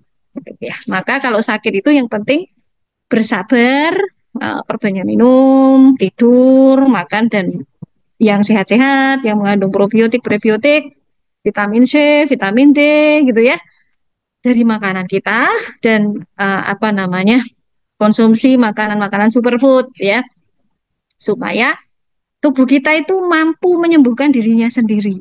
Jadi jangan dimanja tubuh kita itu, jangan dikit-dikit obat, jangan dikit obat, gitu ya. BPJS saja udah nggak sanggup nih ya. Jadi kita harus berusaha membuat sistem tubuh kita itu bekerja menyembuhkan dirinya sendiri, gitu ya. Nah, tubuh kita sejak dalam rahim ibu kita itu diberi virus ya. Jadi tubuh kita itu oleh ibu kita itu justru diberi virus, bakteri ya. Karena kalau steril malah nggak bagus. Karena adanya virus dan bakteri itu dia akan meningkatkan pertumbuhan dari sistem imun dan sistem tubuh yang lain. Ya karena sebetulnya mereka merangsang eh, apa zat-zat yang dibutuhkan untuk pertumbuhan dari organ gitu. Nah, ini adalah periode evolusi dari ekosistem virus dalam tubuh manusia dan pada anak-anak dia lebih sedikit. Nah, jadi kenapa manusia pada anak-anak itu lemah? Ya karena dia lebih sedikit ekosistemnya. Semakin dia beranjak dewasa dan mencapai ekosistem orang dewasa, dia akan kuat. Akan tapi kita ketika kita tua, kita jadi lemah lagi. Ya karena apa jumlah dari bakteri dan virus itu berkurang. Nah, ya, jadi kenapa eh, ini berkurang ya? Karena memang ada umur umur kita harus meninggal. Kalau kalau sama terus ya diversitasnya kapan kita meninggal ya? Karena kita juga harus meninggal gitu ya. Semua orang akan mati. Nah, pertumbuhan dan perkembangan dari ekosistem kita itu dipengaruhi oleh banyak faktor, termasuk daerah kita. Ya, misalnya kita daerah pegunungan, daerah yang beriklim dua iklim, iklim tropis, itu beda dengan iklim yang empat iklim misalnya. Ya, maka seperti probiotik pun juga harus disesuaikan ya. Jadi antara orang Jepang, orang Indonesia ya apa desain probiotiknya mungkin agak sama karena sama-sama Asia misalnya ya, karena berkaitan dengan ras ya. Lalu pengobatan itu mempengaruhi, termasuk juga metode kelahiran, ya. Lalu makanan yang diberikan pada saat anak-anak, bagaimana interaksinya dengan teman-temannya pada saat dia sekolah, gitu ya. Kemudian yang perlu kita perhatikan, cairan-cairan pembersih di rumah, ya, itu juga menjadi sumber ya. Termasuk juga ini bahan-bahan cat yang kita gunakan di bangunan itu kan pengerek kesehatan kita. Ada cat yang dia mengandung merkuri, ada cat yang mengandung logam berat, atau bahkan arsen. Nah, itu bahaya, ya. Demikian juga penggunaan pestisida. Ya, misalnya kita banyak nyamuk, kita semproti ya, pakai apa pembunuh nyamuk itu. Nah, itu termasuk akan mempengaruhi ekosistem kita. Nah, lalu banyaknya tumbuhan-tumbuhan di ruangan kita, ya ada beberapa tumbuhan yang bisa mengurangi virus yang jahat atau bakteri yang jahat. Ya, misalnya kita bisa menempatkan apa eh, aloe vera, lidah mertua. Jadi di dalam ruangan ya sebenarnya penting itu kita, apalagi bila kita tinggal di perkotaan, ya karena perkotaan itu polusi sangat tinggi. Ya, jadi polusi itu akan pengaruhi. Lalu kesehatan ibu ya pernah pernah terjadi sakit apa saja itu akan pengaruhi anaknya, genetiknya ya. Nah, jadi ternyata akhirnya banyak penelitian yang menimbulkan tanda tanya bagi para ilmuwan tentang teori-teori terdahulu yang menjelaskan bahwa virus itu selalu jahat gitu ya. Virus itu nggak selalu jahat karena ada berbagai macam virus ya, ada eukariotik virus, ada bakteria fah ini virus yang menginfeksi bakteri ya. Nah, kenapa bakteri itu diinfeksi oleh virus? Karena salah satunya dia akan mempengaruhi sifat bakteri dan mengurangi perkembangannya gitu ya, sehingga tidak terjadi terlalu banyak bakteri dalam tubuh manusia. Dan keduanya ini berinteraksi dengan sel kita, terutama sel pertahanan tubuh, dan bahkan bisa mempengaruhi faktor genetik kita. Karena ada virus yang dia dipakai untuk mengedit gen, ya, terutama retrovirus itu karena mereka tahu bahwa ternyata virus itu punya punya peran, terutama dalam menyalakan dan mematikan gen tertentu. Jadi gen itu untuk memproduksi protein itu ada tombolnya dinyalakan, ada tombol dimatikan gitu ya. Itu virus itu berperan di sini. Maka kenapa sekarang ada ilmuwan yang bisa mengedit gen? Salah satunya karena dia mengetahui cara ini gitu ya, cara bu. Ternyata dengan memanfaatkan virus itu bisa ya kita mematikan atau menyalakan gen tertentu. Nah, dan ini akan mempengaruhi kualitas kesehatan dan kualitas hidup manusia. Ya, jadi semua virus ini ada yang diturunkan dari nenek moyang kita bahkan ya, nenek moyang zaman gitu ya, zaman dahulu kala itu bisa diturunkan pada kita gitu ya virus itu, dan dia berada di dalam DNA kita ya, karena itu orang itu bisa kadang dia malah kebal terhadap penyakit tertentu gara-gara adanya itu gitu ya, atau dia justru lebih rentan untuk terjadi sakit tertentu. Ya, berapa virus yang kita anggap patogen yang jadikan obat juga banyak ya. Jadi seperti virus campak, measles ya. Itu dia digunakan untuk terapi justru untuk kanker otak, misalnya pada kanker otak pada anak yang namanya glioblastoma, itu kanker otak yang sangat-sangat agresif ya. Karena ternyata dia punya sifat bisa membunuh kanker.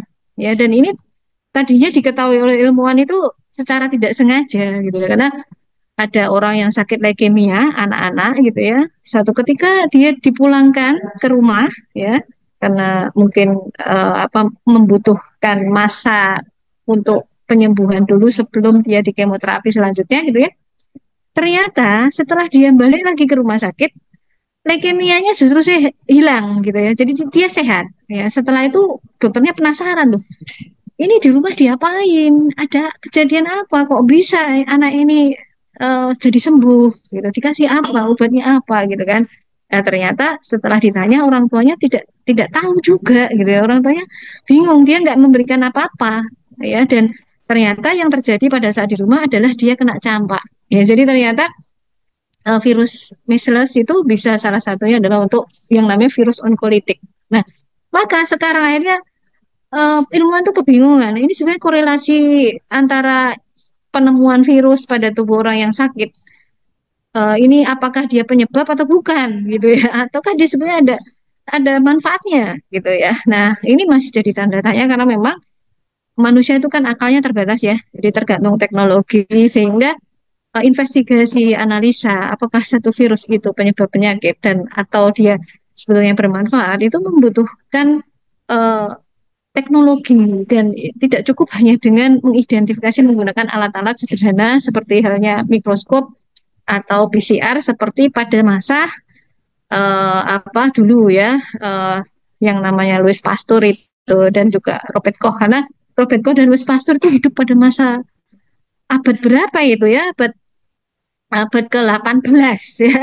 Jadi eh, sangat-sangat jadul gitu ya teknologinya. Jadi maka pada prinsipnya yin dan yang, keseimbangan. Ini yang perlu kita jaga setiap kali kita sakit ya. Jadi keseimbangan sistem imun kita dengan mengkonsumsi semua yang bersifat namanya imunomodulasi. Imunomodulasi itu karena tadi kan sebenarnya sistem imun kan yang bermasalah kan, bukan bukan karena adanya virus itu gitu ya. Kalau sistem imun yang seimbang, dia harus bisa mengeliminasi semua bakteri atau virus. Nah, untuk menyeimbangkan itu kita mengkonsumsi yang namanya imunomodulator. Imunomodulator itu punya sifat yang bystander, artinya kalau sistem imun kita turun, dia akan menaikkan. Ya, tapi kalau sistem kita terlalu berlebihan, ya, dia hipersensitif, maka dia akan menurunkan, gitu, ya. Nah, jadi akhirnya eh, kita memahami ya, bahwa kita itu nggak steril, ya, dan ternyata ekosistem kita itu justru dibutuhkan untuk memproduksi zat-zat yang diperlukan sehingga kita tidak terinfeksi dan kita tidak mengalami peradangan yang berlebihan. Ya, nah, orang-orang yang mengalami pneumonia adalah orang-orang yang mengalami imunodefisiensi, terpapar oleh zat-zat yang menyebabkan dia sistem imunnya nggak berfungsi dengan baik atau menderita sindrom-sindrom yang menyebabkan dia tidak mampu ya melawan virus dan bakteri. Nah, contohnya rokok. Ya, rokok ini itu mengandung 4.500 zat kimia berbahaya. Bayangkan ya, dan itu membuat sistem imun kita tuh lemah semuanya. Sel-sel imun kita kan lemah semua. Ya, rokok itu menimbulkan produksi lendir kita juga menjadi kurang ya. Bahkan rusaknya rambut ya. Kita tuh sebenarnya punya rambut yang dia bergerak terus ke depan harusnya. Tapi gara-gara merokok ya, gara-gara kena asap rokok, akhirnya rambut ini rusak. Kemudian lendir tadi tidak ada. Ya, sehingga tubuh akhirnya apa? Ibaratnya benteng itu tinggal harusnya ada empat layer temboknya. Ini hanya layernya hanya satu, ya. Maka kalau seperti itu akhirnya apa? Musuh akan dengan mudah menyerang kita, ya. Maka penting diperhatikan kalau kita punya keluarga yang merokok, kemudian dia merokok, ya bahkan ya baju aja itu bisa melekat itu zat kimianya. Maka bapak-bapak kalau merokok mau meluk anaknya, jangan pakai baju yang dipakai ketika dia merokok. Oh, ya, dan merokoklah dengan bijak ya, merokok di ruangan yang khusus yang di situ hanya bapak yang menyedot.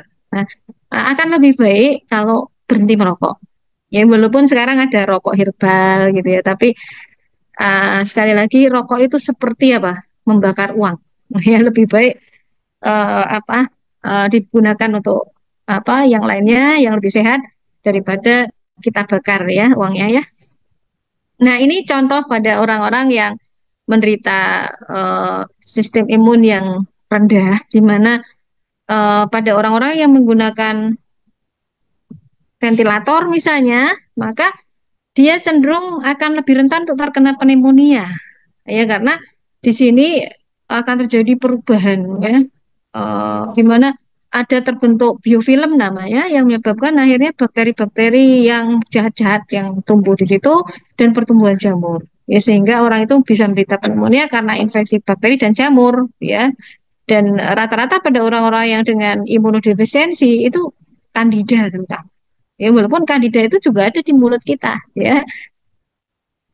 Nah, jadi disbiosis ya adalah penyebab utama dari pneumonia. Jadi bukan satu virus, bukan satu bakteri. Ya, disbiosis ini tentu berkaitan dengan eh, bakteri yang disbiosis dan virus yang disbiosis.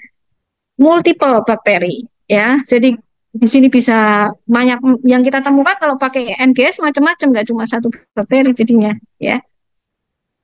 Nah, faktor yang mempengaruhi tadi ada pada saat lahir kita lahirnya dengan cara apa, anak yang lahir per vagina yang melalui persalinan normal dengan melalui bedah sesar itu beda. Kita kasih formula dengan kita beri ASI beda, antara saudara itu bisa beda, ya bahkan saudara kembar bisa beda, ya. Lalu kalau anak itu dititipkan di penitipan, nah itu juga dia akan mendapatkan ekosistem dari penitipan itu.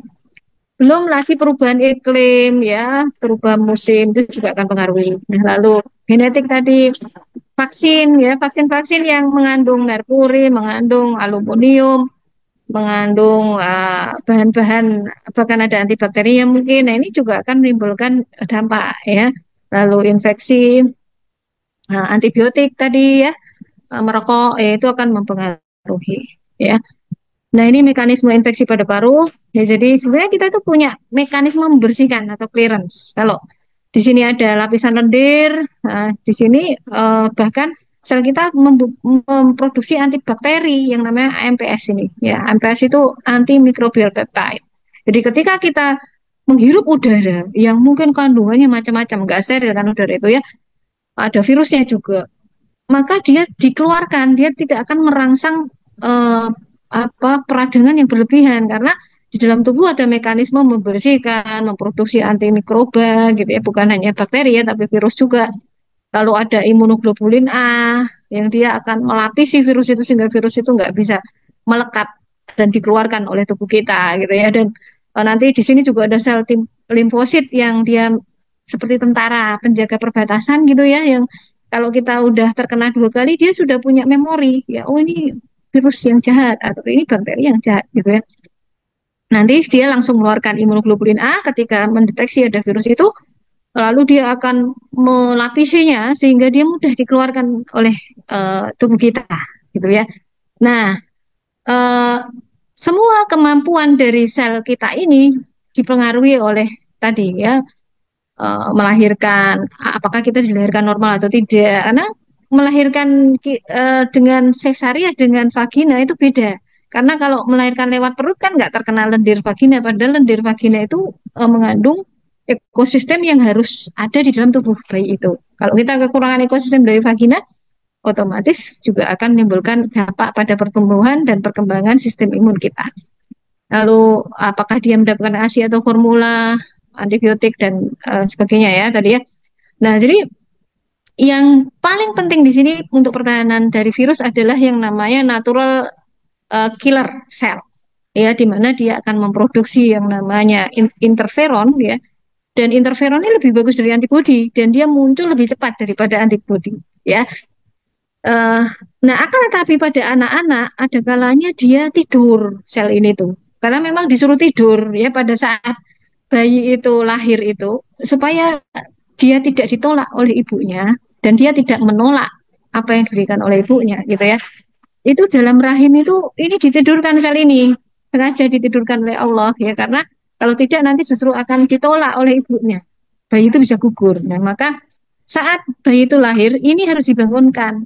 Ya, dibangunkan, dibuat dia aktif lagi. Nah, caranya bagaimana? Kalau dalam Islam kita melakukan pijatan pada daerah gusi dan pada langit-langit dengan memaparkan pada kurma yang dikunyah gitu ya, karena itu sebenarnya adalah metode mentransfer bakteri baik dan merangsang dari natural killer kita. Ya, dan itu bisa digunakan juga dengan bakteri probiotik gitu ya. Tapi sebenarnya ASI sendiri mengandung itu. Ya, tapi kalau misalnya di daerah gusi dan di langit-langit itu tidak dirangsang, ada beberapa area yang tidak akan terangsang gitu karena ada beberapa sistem imun yang ada di dalam langit-langit itu kalau hanya dengan menyusu itu tidak aktif gitu ya. Nah, jadi natural defense mechanism terhadap virus itu adalah interferon, ya, di mana dia akan muncul saat kita terpapar pada awal infeksi. Nah, lalu kita lihat antibodi nih, antibodi naiknya setelah hari kelima, ya. Jadi kita perlu hati-hati kalau ini naik terus. Harusnya dia turun, turun, turun, turun, turun, turun, gitu ya. Nah, kalau ini naik terus ini bisa menimbulkan hipersensitivitas, ya. Jadi yang berat-berat itu rata-rata antibodinya naik terus atau dia tinggi terus, ya, karena adanya efek yang namanya ADE atau antibody dependent enhancement, ya. Nah, sekarang bagaimana mencegah pneumonia? Nah, di sini yang terpenting karena tadi berkaitan dengan ECFA, ya kita makan probiotik, ya, karena probiotik ini dibutuhkan untuk meningkatkan SCFA sehingga tidak terjadi pneumonia, ya. SCFA ini dia akan membantu ya metabolisme sel yang berkaitan dengan produksi asetat dan ini akan dibutuhkan dalam produksi interferon tadi ya. Jadi interferon yang saya sampaikan tadi itu membutuhkan SCFA.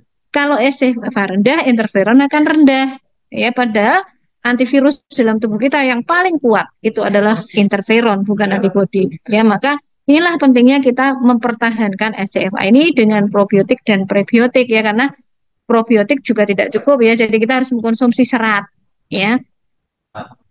Nah, jadi probiotik ini dia akan membantu keutuhan benteng-benteng tubuh kita ya. Tadi yang keutuhan dari epitelnya, dari sel-sel pelapis dari rongga-rongga tubuh kita gitu ya. Mengurangi karena itu seperti saringan, dia mempererat saringannya sehingga seperti saringan tuh nggak bocor gitu ya. Nah, lalu juga memperkuat sistem imun innate yang di situ memproduksi salah satunya lendir ya. Lalu ada antimikroba, ada imunoglobulin. Nah, ini ada banyak sekali ya sistem imun kimiawi namanya ya.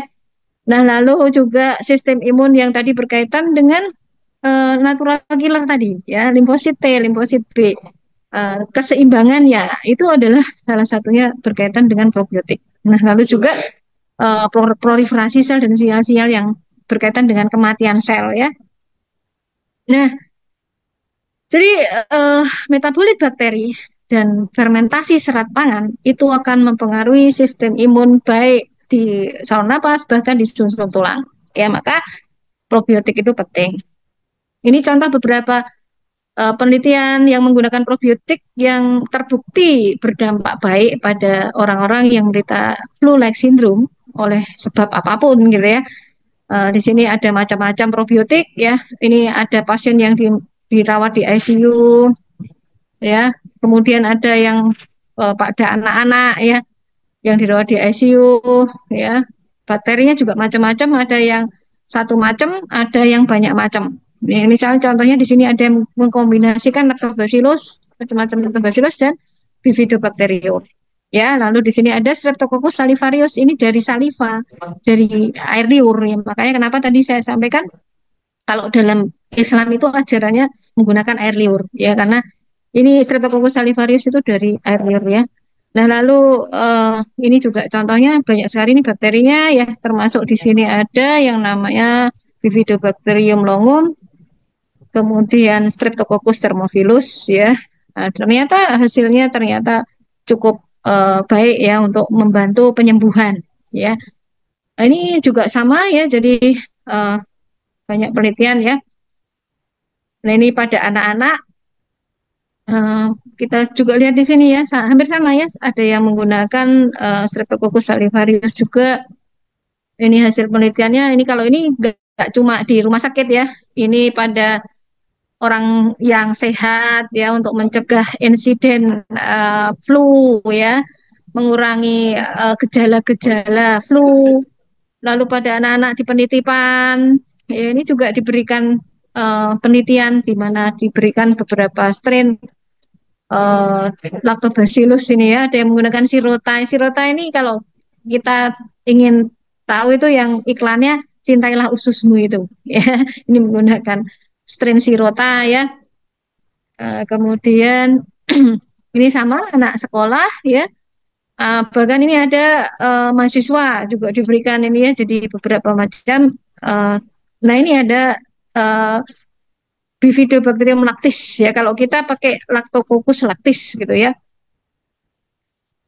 Nah, mungkin itu yang bisa saya sampaikan. Silahkan bila ada pertanyaan ya.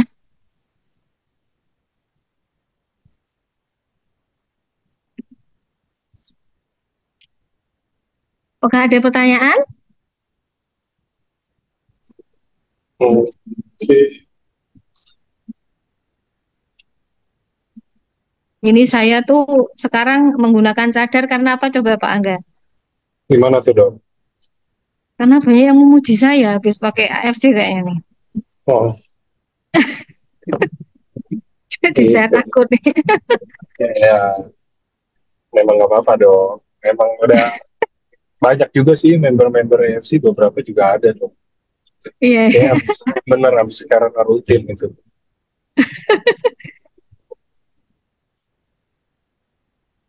Dok, apakah ini pertanyaan saya pecah beberapa ya dok karena terlalu panjang. Jadi ada yang Ya, tanya, apakah silakan. benar kebanyakan makan nasi itu dan tepung-tepungan pencernaan jadi terganggu dan otomatis daya tahan jadi lebih rendah. Kurang jelas suaranya gimana tadi? Sebentar. Apakah?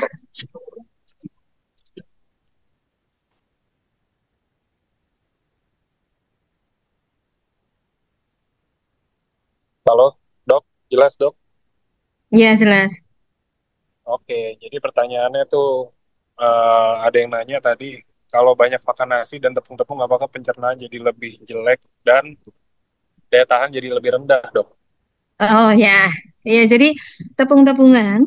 apalagi kalau tepung yang dijual di Indonesia ya, itu sudah mengalami banyak proses ya. Ada pemutihannya, ada penambahan yang kita tidak tahu juga ya, di situ ada banyak penambahan kimia sintetisnya. Berbeda dengan misalnya tepung gandum utuh ya, dan juga sistem pertaniannya ya, ada salah satu yang kita perlu waspadai yang namanya glifosat. Jadi bukan hanya masalah gluten ya, tapi juga eh, pencemaran dari glifosat yang itu akan menimbulkan dampak pada bakteri pada usus ya, dan juga pada hormon kita ya. Maka kalau ingin sehat, hindari dulu kalau kita baru flu terutama ya, tepung-tepungan terutama yang digoreng ya, karena itu salah satu yang nanti akan memicu disbiosis. Padahal tadi pneumonia terjadi karena gak disbiosis. Ya, maka hindari itu dan banyak konsumsi serat pangan ya, sayur, buah ya. Ubi lebih bagus ya, karena ubi itu mengandung inulin ya. Eh, Kalau beras sendiri, Pak, ya, beras itu rata-rata kalau apalagi nggak organik ya, beras putih terutama itu kandungan vitaminnya sudah rendah, lalu seratnya kurang ya. Maka lebih baik kalau mau beras ya beras yang eh, organik dan yang masih mengandung serat. Contohnya beras coklat, beras merah gitu ya. Atau kalau suka rasanya ya beras yang hitam gitu. Oke, itu semoga itu sarannya ya teman-teman ya. Ya, Oke.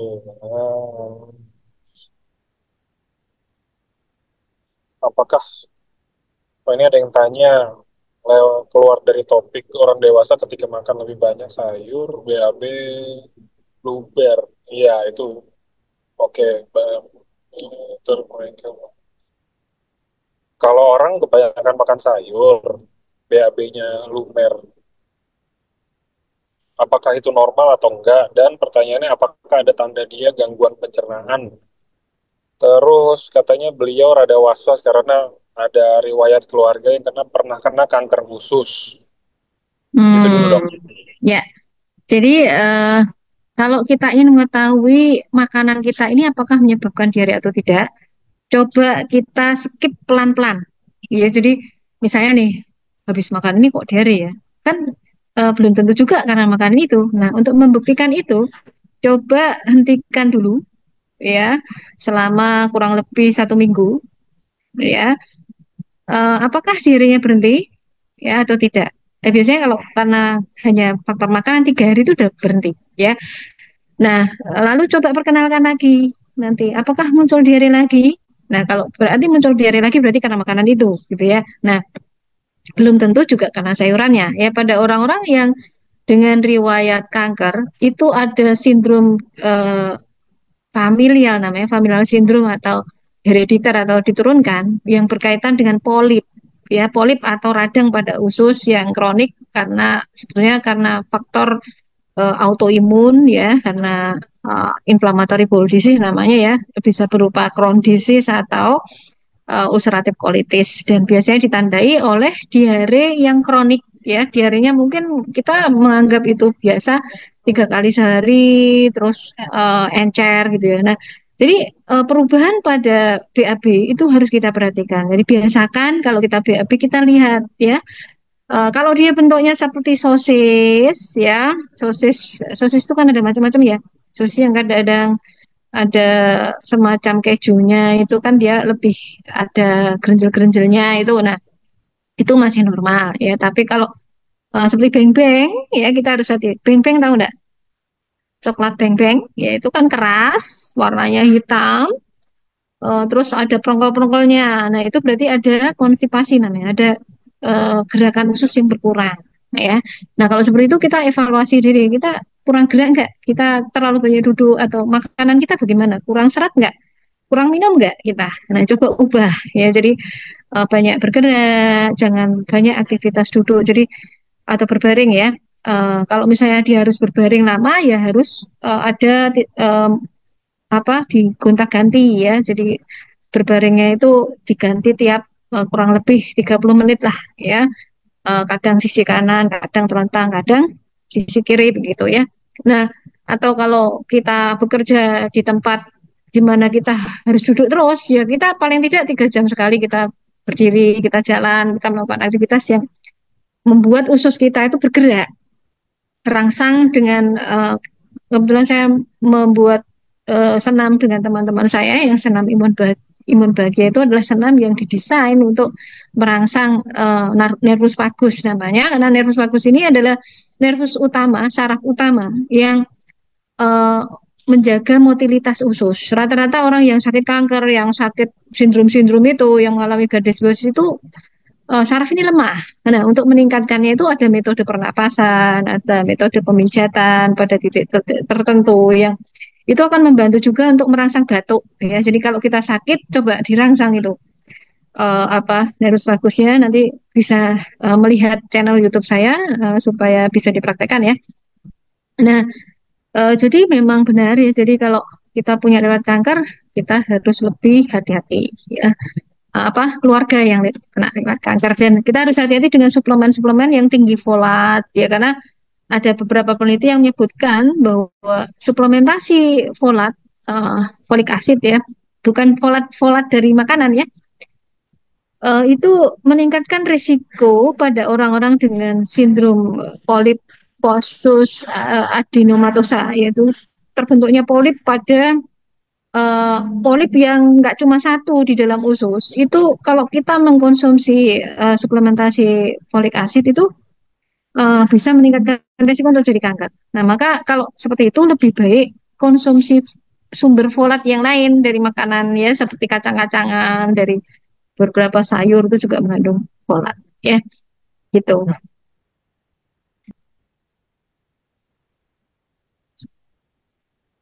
Ada pertanyaan lain? Ini ada pertanyaan tentang amandel,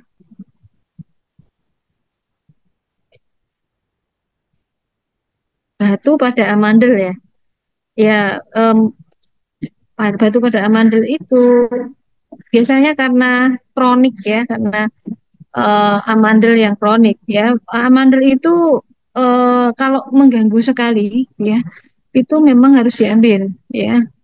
Apalagi kalau sudah ada apa namanya apa ya, tonsilitis kronik yang dia radang kronik yang menyebabkan kematian dari amandel itu ya. Jadi di situ terjadi kerusakan dari sel-sel di situ ya, maka memang harus diambil ya.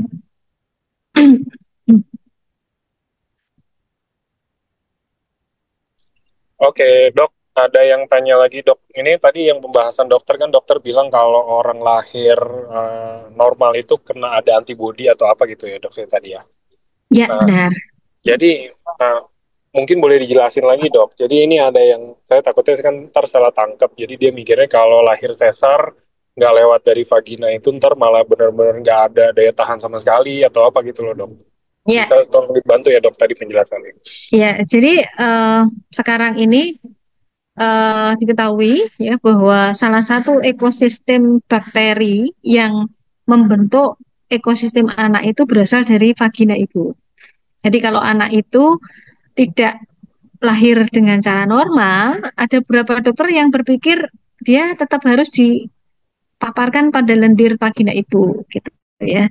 Nah, eh, tujuannya apa? Agar anak itu mendapatkan baik itu antibodi dari ibu, lalu sistem pertahanan yang ada di lendir vagina. Lendir itu sebenarnya ada sistem pertahanan ya, karena kan tadi saya sebutkan lendir itu ada antibodi, ada antivirus, ada antibakteri kan, ya kan?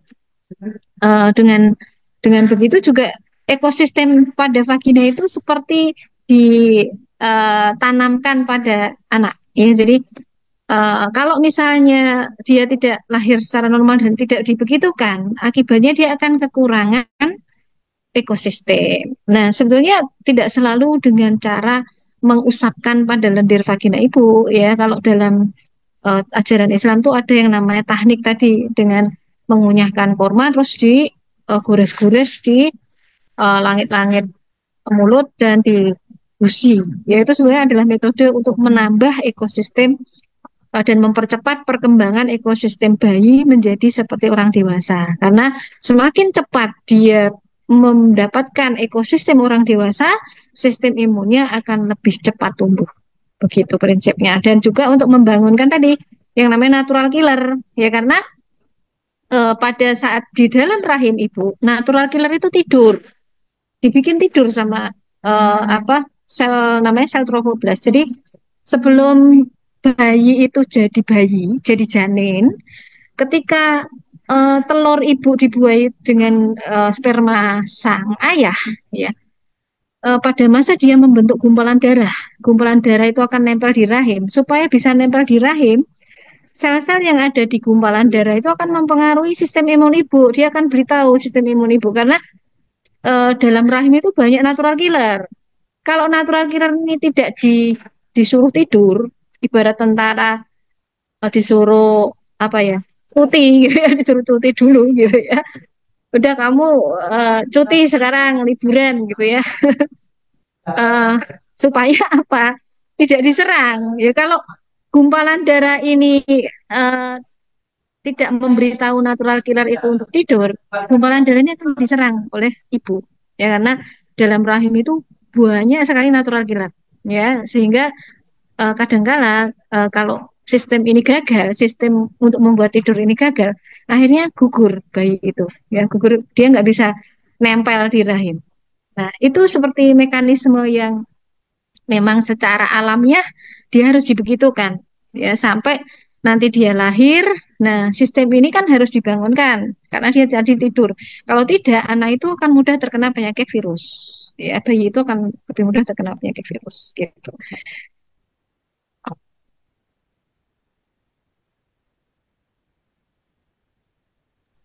Oke, oke, dok. Ini ada yang nanya dok, ini bisa Ya. dua sih ya pertanyaannya. Jadi pertanyaan dia sebenarnya apakah jika kurang nafsu makan, apakah ada masalah di pencernaan? Dan saya juga mau tanya dok, biar lebih lengkap, apakah kalau terlalu sering lapar, terlalu sering pengen makan terus gitu loh dok, itu juga ada Mm-mm. kemungkinan gangguan pada pencernaan? Ya, eh, terlalu sering lapar, terlalu sering ini ya melilit-lilit terutama malam hari ya itu salah satu tanda ada radang pada usus halus. Pernah nggak? Jadi harus riwayatnya harus jelas nih. Pernah nggak ada nyeri ya terutama sesudah makan ya lalu pernah nggak tiba-tiba terbangun ya karena lapar sekali ya, begitu itu salah satu tanda dari radang pada usus halus. Nah lalu kalau tadi kok nganu apa namanya sering lapar, sering haus, terutama kalau malam hari kencing terus. Nah, kita harus curiga diabetes. Ya sekarang banyak diabetes pada usia muda. Jadi pada anak-anak pun begitu. Jadi kalau dia ada sering lapar, sering haus, kalau malam pipis-pipis terus, yaitu tanda-tanda dari penyakit diabetes. Jadi kita harus justru curiga apakah dia menderita diabetes atau tidak. Gitu. Ya.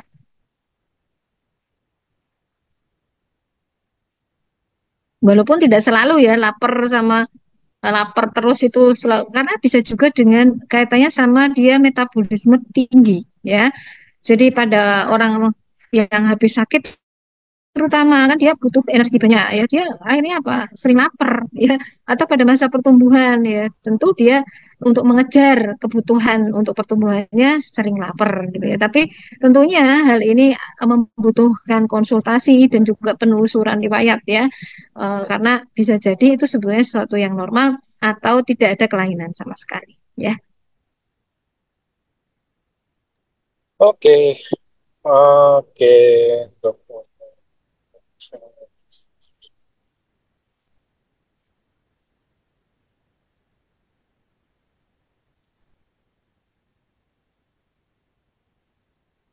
Oke, sebentar ya dok, saya lagi bantu filter juga pertanyaannya. Karena kan kayaknya kalau terlalu banyak ya dok ya, nggak bisa kejawab semua juga kan. Mendingan saya filter juga, saya bantu filter. Iya Da- benar. Tadi dokter bilang konsumsi ubi. Apakah ubi Cilembu atau ada ubi khusus dok? Ya, jadi sebenarnya semua ubi bagus ya, akan tapi semakin dia berwarna, tentunya kandungan dari zat-zat aktif yang ada di sana semakin baik ya. Contohnya eh, apa? Ubi ungu, ubi ungu akan lebih baik ya karena warna ungu menandakan dia punya kandungan polifenol yang namanya antosianin. Ya, antosianin itu dia punya antioksidan yang tinggi, punya kemampuan untuk antibakteri yang lebih tinggi dibandingkan kalau dia misalnya kuning atau putih ya. Kuning kuning juga bagus ya, mengandung banyak beta karotin ya, di mana beta karotin itu akan dimetabolisme tubuh untuk menjadi vitamin retinoic acid ya, retinoic acid yang dia dibutuhkan untuk menyeimbangkan sistem itu. Nah, anak-anak yang kalau sakit susah sembuh, kemungkinan dia kekurangan vitamin A juga bisa kekurangan vitamin A, bisa kekurangan vitamin D, karena fungsi dari vitamin D dan vitamin A itu adalah untuk memproduksi salah satunya antimikrobial peptide dan juga untuk penyeimbang sistem imun dengan merangsang salah satunya perkembangan yang namanya sel T regulator yang dia memproduksi yang namanya interleukin 10, di mana interleukin 10 ini dia menyeimbangkan ya, jadi apa namanya mengontrol peradangan sehingga kalau terjadi penyakit peradangan itu tidak merusak gitu. Oke, eh, ini baru ini dok, apakah ada perbedaan orang yang sudah vaksin influenza dan yang belum? Mungkin pertanyaannya tuh lebih ke arah bedanya itu kalau sama-sama kena flu atau sama-sama kena penyakit-penyakit apa virus-virus gitu kali ya dok ya. Ada perbedaan Ya, signifikan nggak dok? Apakah kalau yang nggak vaksin lebih cepat atau mungkin yang vaksin itu lebih cepat atau gimana dok? nah, penelitian-penelitian yang membandingkan benar-benar dengan kontrol. Kalau seperti itu penelitian itu harus membandingkan antara orang yang sama-sama sakit, yang satu divaksin, yang satu enggak, gitu kan ya. Nah, ini hasil penelitiannya itu tidak konsisten dan belum belum ada yang benar-benar membandingkan sebanding, gitu ya. Jadi misalnya ada kelompok pembanding dia eh, yang tidak divaksin setelah kena kena infeksi yang derajatnya sama, apakah dia lebih ringan atau tidak gitu ya. Kemudian juga antara orang yang divaksin lalu dia terkena penyakit dengan riwayat yang sama dengan faktor yang sama loh ya. Karena kan faktornya tadi banyak kan yang memperberat dan peringan. Jadi ada kalanya ada orang yang hipersensitivitas ya terhadap antigen virus. Dengan divaksin malah justru terpicu bisa juga karena kan pemicunya sebetulnya antigennya. Ya, maka kalau virus vaksin itu mengandung antigen yang sama padahal dia punya hipersensitivitas, maka justru vaksin ini juga bisa memicu. Nah, maka seharusnya yang namanya vaksin itu individual, tidak dikebiah-uyah atau digeneralisir semuanya boleh vaksin atau semua membutuhkan itu. Dan vaksin sekarang harus didesain dengan menggunakan teknologi tadi, NGS tadi, karena kan ternyata kan ini nggak ada kaitannya dengan tidak hanya berkaitan dengan paparan virus, antigen virus, akan tetapi berkaitan dengan Sorry saya keseimbangan keputus. Teman-teman ekosistem. yang nanya tadi boleh diulang nggak? Apa? Ya, nah jadi banyak Tadi saya faktor sempat ini ada yang perlu tanya tentang dipertimbangkan. GERD, dok. Apakah ada hubungannya GERD Mm-mm. itu dengan pencernaan atau lambung dan pencernaan itu dua hal yang berbeda? Ada hubungannya. Ya, jadi antara lambung dengan usus. Gimana? Kalau dok, jadi tadi ada yang tanya, apakah GERD itu kan dari lambung Oke, ya? Iya, GERD iya. itu apakah ada hubungannya langsung dengan ekosistem pencernaan ataukah itu dua hal yang berbeda? Iya, GERD itu berkaitan dengan naiknya asam lambung terutama ke eh, saluran yang atasnya. Jadi esofagus namanya. Itu bisa terjadi karena gangguan anatomi, ya tidak selalu pada katupnya. Jadi pada antara lambung dengan pada esofagus. Jadi kelainannya itu bukan di lambung ya, tapi pada lambung dan esofagus antara ya, gangguan pada katup atau misalnya ada faktor yang menyebabkan misalnya asam lambung naik bukan karena katupnya ya, tapi misalnya karena kita makan kekenyangan lalu habis makan kita tidur ya, akhirnya lambung itu asamnya naik mengiritasi merusak katup bisa juga ya. Maka kalau kita makan itu ada aturannya ya, makan tuh nggak boleh terlalu kenyang ya. Sepertiga air, sepertiga udara, sepertiga makanan. Lalu kalau habis makan nggak boleh tiduran nih ya. Kalau tidur juga miring dulu ke arah apa, ke arah kanan ya, jangan ke arah kiri ya, supaya makanan itu dari lambung bisa masuk ke usus sehingga tidak terjadi eh, meningkatnya asam lambung itu naik ke arah esofagus. Nah, itu yang kadang-kala dilupakan gaya-gaya hidup seperti itu. Nah, maka makan itu apalagi kalau kita kondangan itu jangan semuanya dimakan. Kalau kita kondangan udah makannya sambil berdiri, ada banyak pondok, apa bakso, kambing guling, semuanya dimakan semua. Ya, sambil berdiri pula. Ya, nanti habis itu pulang ngantuk tidur. Ya udah bisa jadi kena GERD. Ya, maka biasakan makan tidak boleh terlalu penuh. Ya, karena itu bisa mempengaruhi GERD dan akhirnya bisa menimbulkan dampak lebih berat lagi ke arah usus. Ya, jadi GERD itu akhirnya bisa merusak usus juga gitu ya. Maka apa namanya? Usahakan kalau makan begitu caranya. Ya. Oke, Dok, pertanyaan terakhir ya, Dok. Ini kita mau siap-siap maghrib juga nih kayaknya, member-member juga kan. Udah jam 5 nih ya. Jadi, Jam 5.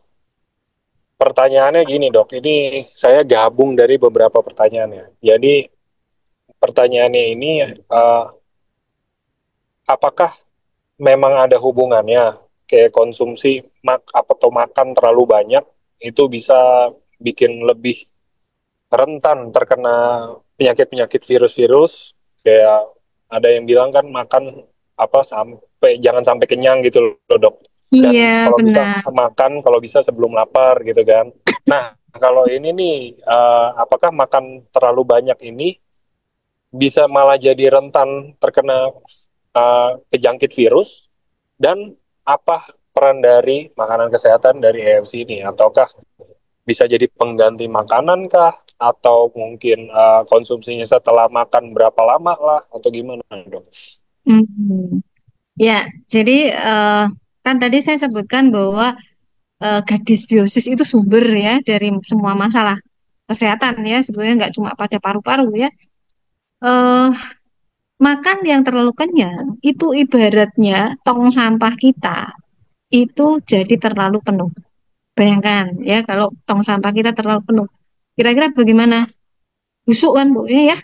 Nah, jadi kenapa lambung kita itu harus ada udaranya, ada airnya, makanannya juga nggak boleh terlalu penuh. Itu sebenarnya karena lambung itu fungsinya kayak komposter sampah. Dan kalau lambung kita sudah salah itunya, takarannya, yang terjadi usus akan juga salah fermentasinya. Maka kentut kita kadang bau kan, perut rasanya jadi apa? Seperti sebah, seperti begah, kembung. Nah, itu salah satu bahwa sebetulnya ada yang salah dari cara makan kita, ya. Mungkin terlalu kenyang, mungkin tidak teratur tadi, ya. Karena ada ukuran, ya. Sama halnya kalau kalau kita mendesain komposter itu ada ukurannya, ya.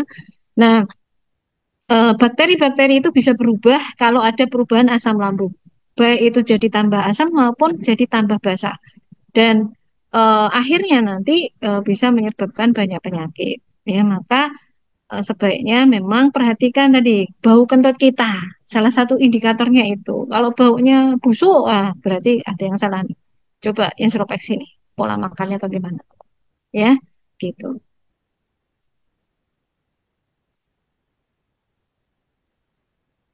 Sudah Oke, terjawab? kalau gitu, thank you.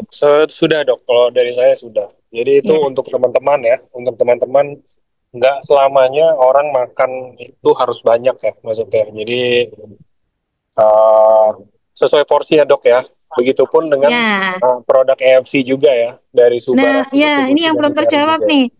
Produk IFC itu superfood ya, superfood yang Hmm, mengandung simbiotik, simbiotik tadi probiotik, prebiotik ya karena dia mengandung serat pangan, nanopeptida ya karena salah satu bahan baku dari SCFA yang dibutuhkan oleh tubuh triptofan ya triptofan, indol itu adalah nanopeptida.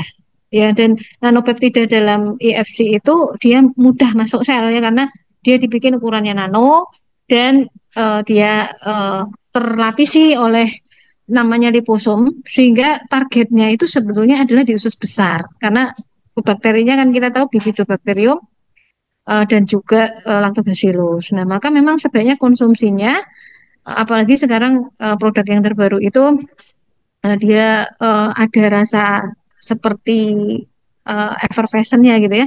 Nah, itu hmm. sebaiknya dilarutkan ya dilarutkan dalam air eh, nggak usah terlalu banyak ya terus diminum ya karena targetnya adalah di usus besar ya. Oke, dan teman-teman juga boleh kalau mau diikutin prinsipnya juga ya. Jadi karena kita namanya aja tadi Dokter Susi udah bilang superfood ya. Di mana-mana kalau Ya, yang super itu makannya nggak usah banyak-banyak, asal rutin. Jadi nggak usah asal kita rutin. satu box, kita nggak usah satu box itu kita konsumsi hanya dalam 3 hari atau apa. Wah ya saya udah konsumsi satu box dalam 3 hari aja. Tapi habis Nah, itu itu malah bolong, ya kan? ya malah terbuang Nah, nanti lewat itu tinja sia-sia ya dok ya. ya. Jadi kalau kita mengkonsumsi sesuatu seperti dalam penelitian tuh rata-rata dosisnya 2 kali sehari. Ya rata-rata Hmm, 2 kali sehari itu kalau kita punya penyakit ya kalau untuk penjagaan mungkin bisa 1 hari sekali tergantung juga ya dengan respon tubuh kita karena masing-masing orang mungkin beda-beda jadi kita rasakan aja karena ini makanan ya. Kita merasa lebih fit nggak dengan ini dan untuk menimbulkan dampak yang menetap itu butuh konsumsi paling tidak 8 minggu ya. ya. Betul. Jadi sesuai gini teman-teman saya kita lagi menggalangkan testimoni-testimoni hampir setiap hari kita posting di grup-grup leader. Semoga kalian bisa dapat juga. eh, dan rata-rata testimoni itu semuanya nggak ada tuh yang konsumsi banyak langsung tiba-tiba berhenti. Ada pun yang kalau konsumsinya banyak gitu, kayak sehari bisa 5-6 saset, tapi mereka nggak putus. Nah, itu kelas berat tuh biasanya ya kan. Tapi kadang-kadang itu dilakukan sama orang yang sudah mempunyai penyakit akut biasanya atau kronis. Udah yang memang sudah berat gitu loh. Jadi memang lebih butuh nutrisi lebih banyak. Tapi kalau kalian ya bisa satu dua rata-rata testimoni yang umum itu satu dua sih rata-rata nggak ada yang banyak di mana tapi mereka sering dan rutin sampai berbulan-bulan baru akhirnya bisa keluar lah testimoni itu. Gitu ya, teman-teman. Semoga bisa membantu. Dan mohon maaf untuk pertanyaan yang belum bisa terjawab, karena waktu juga terbatas. Kita hanya udah 2 jam malah ini kan. Biasanya 1,5 jam, ini 2 jam nih. Udah dikasih waktu 2 jam aja, pertanyaan kan masih beberapa ada yang enggak. Karena kan kita sesuaikan dengan penjelasan pemaparan materinya juga. Gitu ya, teman-teman. Semoga Ya, bisa membantu acara hari ini. Thank you, Dokter Susi Lorini, untuk waktunya dan sama-sama. sharingnya. Iya. Selamat beristirahat semua, selamat beraktivitas, selamat berakhir pekan lagi. Terima kasih, selamat sore dokter. Thank you Ya, semuanya. jangan lupa bahagia semuanya. Selamat sore.